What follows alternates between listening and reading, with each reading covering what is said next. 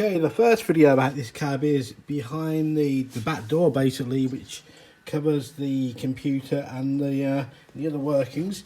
There's RGB LEDs around the whole cab and they light up through the side panels and also the front panels.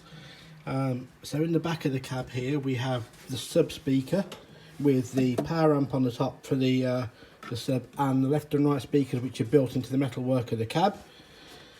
Over here is the PC, solid state drive above it, GeForce GTX 1660 Ti, the 6 gig graphic card, power supply there, and of course above there is a relay for the mains that turns everything on and off when you basically turn the PC on. All the screens go on and off and everything. At the bottom there is the 12 volt power supply which does things like the LEDs and the coils.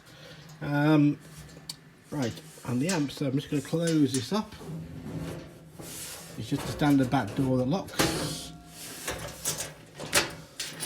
I'm just going to move round to the front.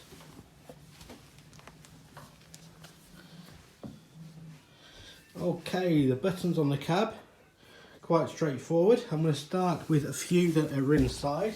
You might actually be able to see very well.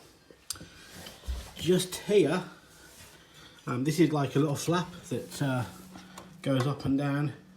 You can now see the lights underneath as well. Okay, there's a button here which basically the same as you opening and closing the door on a Bally Williams.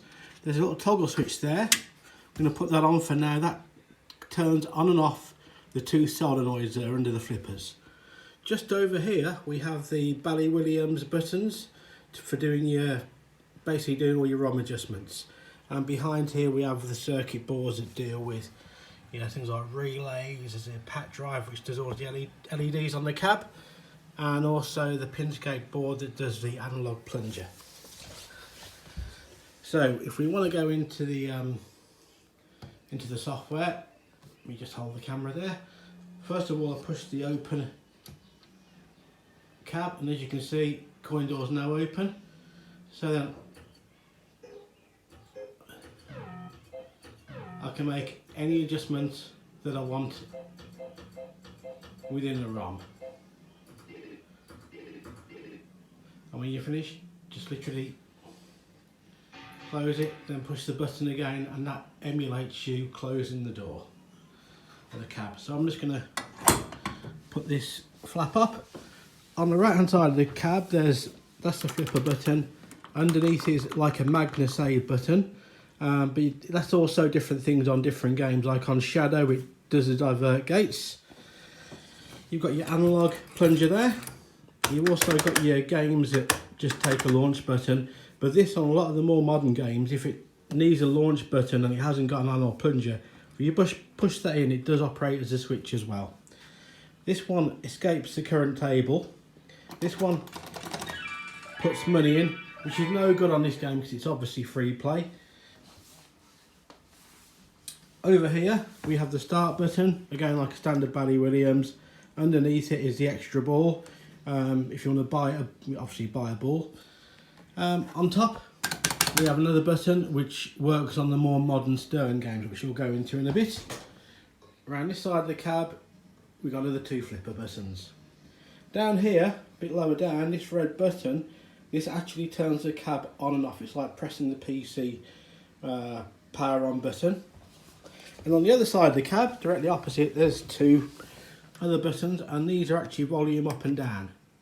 So when you're playing a game, if you want it a bit louder or quieter, you can turn up the amp by that, because that just turns the Windows settings up and down. So I'm going to a bit out of focus there. So we can either start a game now. Welcome to my domain.